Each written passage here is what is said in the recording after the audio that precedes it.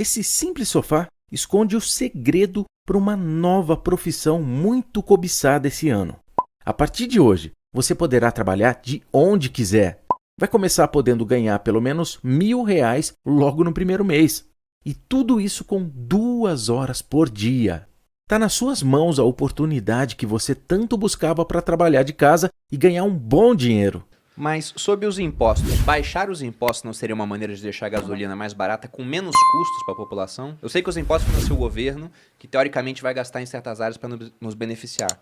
Mas já que a gente não vê o retorno, não seria a melhor maneira de colocar esse preço mais para baixo? Reduzindo os impostos? Isso. É aquilo, o Brasil hoje já está tendo resultado fiscal negativo, déficit primário, né? Ou seja, você já, ano a ano, já há alguns anos, você gasta mais impostos do que você arrecada. O que isso se traduz no quê? No aumento do endividamento, né? Então, se você reduzir os impostos, né, sobre os combustíveis, o que você vai ter que fazer? Aumentar a arrecadação de um outro jeito. Outro lugar. Senão isso vai gerar mais dívida, tá? Então, poxa, não quero mais dívida. O que eu vou precisar fazer? Aumentar impostos ou reduzir gastos em algum outro lugar. Você vai reduzir gastos da saúde, da educação, para arcar com essa redução na arrecadação de combustível, né? Pô, você vai ter gente lá que usa saúde pública, que utiliza educação pública. É gente que muitas vezes, a maioria, né, não está preocupada com colocar gasolina no seu tanque, né? De novo, quem que você vai afetar mais? A população mais pobre, tá? Um outro ponto, não, vou aumentar o nível de endividamento. Então, não vou reduzir gastos e não vou aumentar imposto de um outro lado. O que você vai fazer? Aumento de dívida. Poxa, o investidor brasileiro, investidora internacional vai olhar e falar, cara, olha o nível do endividamento brasileiro subindo. O aumento Risco de gastos fiscal. ainda. Risco fiscal. O que acontece? Tchau, Brasil. Sobe os seus juros. Subir os seus juros, né, você vai vai pagar mais juros ano a ano. Ou seja, É uma bola de neve. esse dinheiro vai sair do bolso do brasileiro de algum jeito, né? Ou em forma de redução de gastos, ou em forma de aumento de tributo em outras áreas, ou um aumento no custo da dívida, né? Então, não tem jeito, né? Vai sair de algum lugar. O melhor para a eficiência econômica é você cobrar diretamente de onde ele deveria ser cobrado, né? Então, em termos de eficiência, você vai trazer a médio e longo prazo, se o Brasil praticar isso, né? Um benefício que no curto prazo você não consegue ver, mas a médio e longo você consegue. Então a gente fica meio sem opção, pensando assim no curto prazo. Porque, como você disse, reduzir imposto pode baratear, mas o governo já gasta mais do que arrecada e é pior esse problema. Se ele tem que gastar mais do que arrecada, tem que se endividar mais. Quanto mais dívida, maiores os juros já tão altos, vira uma bola de neve no final. Perfeito, exato, né? Por que a moeda do Brasil se desvalorizou bastante desde o início da pandemia? Porque o Brasil foi um dos países emergentes que mais gastou, que teve um déficit primário maior desde o início da pandemia, né? O que aconteceu? Pô, os investidores tirando o recurso do Brasil, tá? E contrapartida, o que aconteceu desde lá? Os juros no Brasil subiram, não só os juros, a taxa Selic, juros de médio, juros de longo prazo. Então hoje, qualquer R$ 1.000 que o Brasil pega emprestado, o pessoal vai pagar um juros muito maior, né? Ele pagava 6% ao ano antes da pandemia, para pegar um dinheiro emprestado com os investidores e investidoras, por um prazo de 10 anos. Agora ele paga quanto? 12% ao ano. Então, qualquer bilhão que o Brasil for pegar emprestado, ele vai pagar o custo da dívida dele, dobrou desde o início de 2020, tá? Então, prejudicar o seu resultado fiscal é muito, muito perigoso, né? Porque você vai ter um custo que você vai arcar com ele, vai pagar ele ao longo dos próximos anos. Não agora, mas vai pagar. E quem é mais afetado pela evolução da dívida pública, novamente, também é o mais pobre. Porque, por exemplo, a gente que tem patrimônio consegue investir na dívida pública. Se protege de alguma forma. E para quem tem aquele sonho de conseguir 1% ao mês, tem um certo saudosismo dessa época do passado, estamos voltando para essa época. Sim. Porque a previsão para a próxima reunião do Banco Central é aumentar a Selic em quanto? Mais 1%? Mais 1%. Então já chegaremos disse. a 12,75%, né? Perfeito. Nossa. E aí, essa taxa dá mais de 1% ao mês. Só que quem consegue comprar título público e emprestar dinheiro para o Brasil é quem tem mais capital. Quem tem menos capital está vendo o preço de tudo subir e sobra cada vez menos para pensar em investir em alguma coisa no final das contas. Então é bem complicado. Mas os impostos sobre combustíveis são altíssimos, mas não só sobre combustível. A gente tem uma carga tributária muito alta aqui no Brasil. Eu fui buscar um post aqui do Ricardo Amorim, né, do Economista, lá no Instagram, onde ele pegou e comparou a carga tributária a alguns produtos aqui do Brasil com Portugal, com o Chile e com os Estados Unidos. Celular, por exemplo, carga tributária dos Estados Unidos, 7%. Chile, 19%, Portugal, 23%, Brasil, 40%. Carro, 7% Estados Unidos, 19% Chile, 23% Portugal. Na verdade, é padronizado nos outros países. O Brasil é uma carga para cada produto. Mas do Brasil, no carro, 36%. Cesta básica, 7% Estados Unidos, 0% Chile, 23% Portugal, 20% Brasil na média. Energia elétrica, 8% Estados Unidos, 19% Chile, 23% Portugal, 48% Brasil.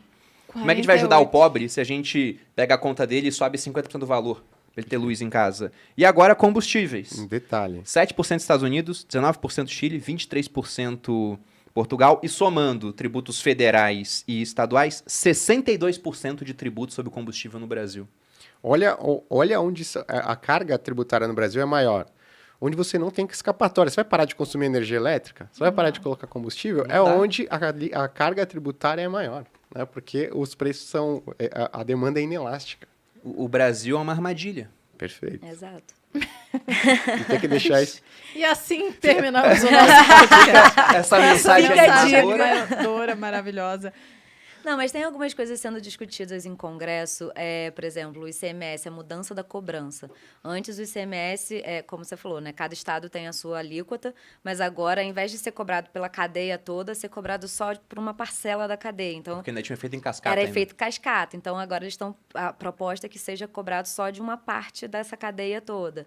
Estão pensando em talvez zerar PIS/COFINS, enfim, existem algumas coisas que estão sendo discutidas. Tem várias PLs no Congresso, PEC, enfim, sendo discutidas, algumas absurdas, outras que talvez façam sentido, mas a única que vai começar a entrar em vigor mesmo é essa do ICMS, de não ser cobrança.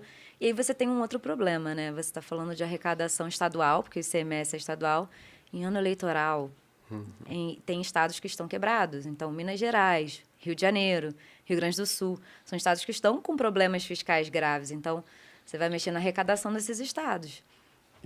Como é que você negocia isso, né? Como é que vai ser abrir mão desse imposto nesse momento? Quem vai ficar com essa conta mais à frente? É complexa a discussão de impostos, né? Sobre combustível de forma geral. Mas eu acho que você tocou num ponto muito legal, que você falou o seguinte, cara, olha só, nos outros países é padronizado. Pô, no Portugal é o IVA, né, o Imposto sobre o Valor Agregado. Então é 23% basicamente para tudo. Aqui no Brasil tem um ranking do Banco Mundial, que é o Ease of Doing Business, né? O quão fácil é você fazer negócios aqui dentro do país. E aí ele é quebrado em 10, 11 pontos, né? E aí tem lá a facilidade para você calcular e pagar impostos, né? Que entra, tudo. Então vocês já devem imaginar, né? O Brasil só fica na frente ali de Venezuela e mais um outro país, que é da África subsaariana ali. Ou seja, a gente tem nas empresas um departamento maior só para saber o quanto eu vou pagar de imposto. Sim. Além da alíquota ser efetivamente mais alta na média do que nos outros países. Você ainda tem toda a maluquice, né, do sistema tributário, que cada lugar cobra uma coisa, cada estado cobra um imposto. Para cada atividade são imposto. Milhares de detalhes diferentes. Eu tenho 3 empresas, 3 tipos de impostos de loucura diferente. Tem o municipal, o estadual e o federal, né? Você ainda tem as 3 esferas ali atuando no meio do caminho também. Tem uma frase do Marcos de Lisboa, né? A barra de cereal é o tributo de um jeito. Esse é o exemplo famoso. O chocolate é o tributo de outro. E se for uma barra de cereal com chocolate? Não sei, manda pra STF. Começa a discussão tributária. Exato. Qual o percentual de cacau? Possa ver ali. Porque é isso. Nos outros países seria 7% dos Estados Unidos, 19% Chile e 23% Portugal. Aqui no Brasil, vira uma discussão. Cara, era e algo... um gasto de energia sinistro para eu saber quanto eu vou pagar para esses caras. Não, até empresas... Pra jogarem meu dinheiro no lixo ainda. Fico indignada. Até empresas. Aqui a gente passou pro lucro real no Grupo Primo. E hoje, quando eu vou para uma reunião, eu vejo que vale muito mais a pena se voltar para questões internas e tem coisa que não vale mais a pena vender.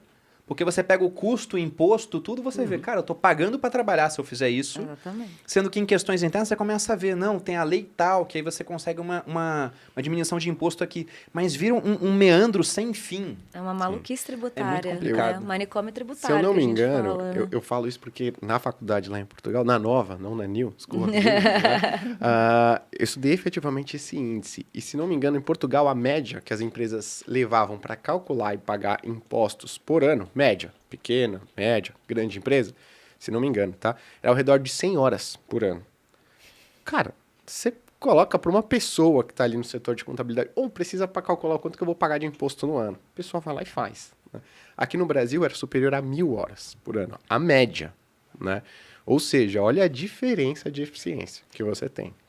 Total. A eficiência vai pro lixo.